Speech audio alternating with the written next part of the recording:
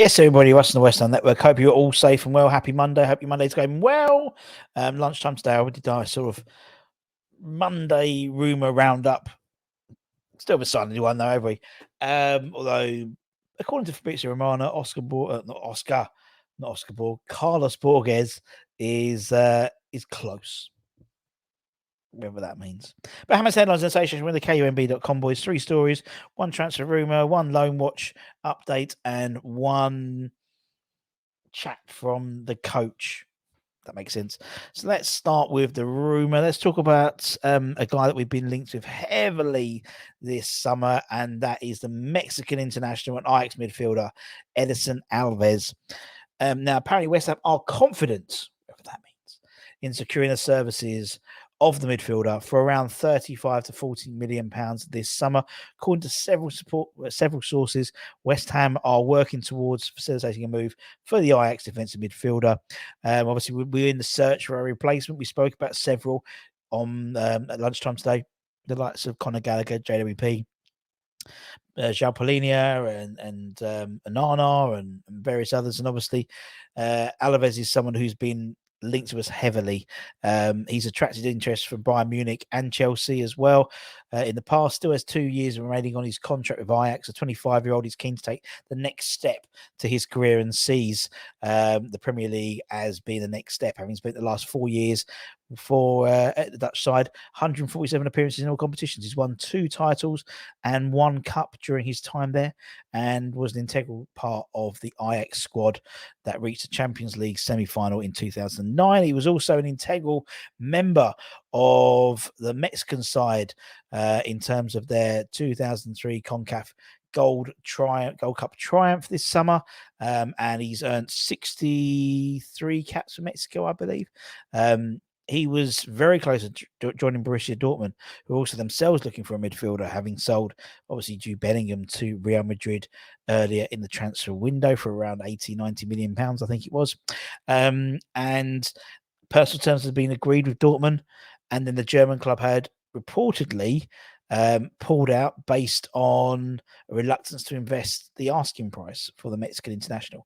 And obviously, that opened the doors up to other suitors, including West Ham once again.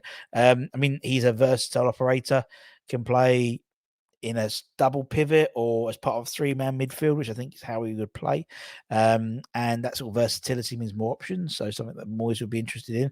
There are other European clubs looking at him, but I think West Ham are his preferred destination at the moment.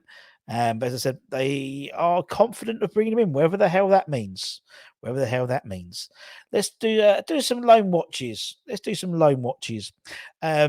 We've got a couple of keepers out on loan.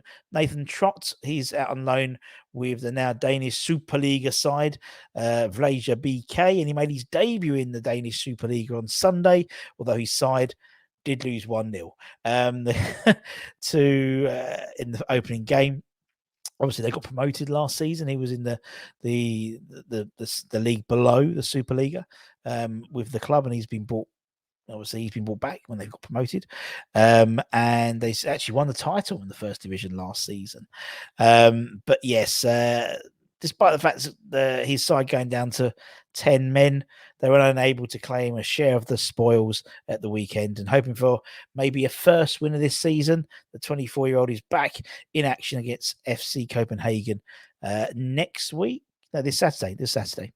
Elsewhere, goalkeeper Christian Hegyi, he's got out on loan to Stevenage. He made his first start for his new side, playing between the 6 in a 2-1 pre-season against Ipswich Town. He played just a day after he officially signed, played an hour, and then was replaced by his goalkeeper replacement, Ty Ashby Hammond. So yeah, good to see. Nice to see him get some game time straight away, having just signed a day before. So obviously, we wish both the goalkeepers well in their loan spells this season. And lastly, let's talk about Divine and Mubama. He's probably been the shining light of the pre-season so far. We've still got a couple of pre-seasons left. It's going to be interesting to see now with the full squad back how much game time he gets. Obviously, he's had a starring role, particularly in the Australian pre-seasons as well. Now, West Ham coach Billy McKinley has given high praise to Devine, with the striker continuing to impress during the pre-season. He's made, last year made some quite significant strides into the first team squad, and this summer was seen as very much of a crucial period for him to step up and claim a stake in that squad. And he hasn't shied away from it. He's been in good goal scoring form in pre-season. And Billy was quoted on the official West Ham website, as saying, "I think Divin has given us something to think about." Excellent. The gaffer said in Australia that he was really pleased with his contributions in those 2 games. So he said good exposure. What we always say is you get your opportunity. It's really important that you take it because you don't get too many, which is very similar to the discussion apparently that he had with Alex Scott.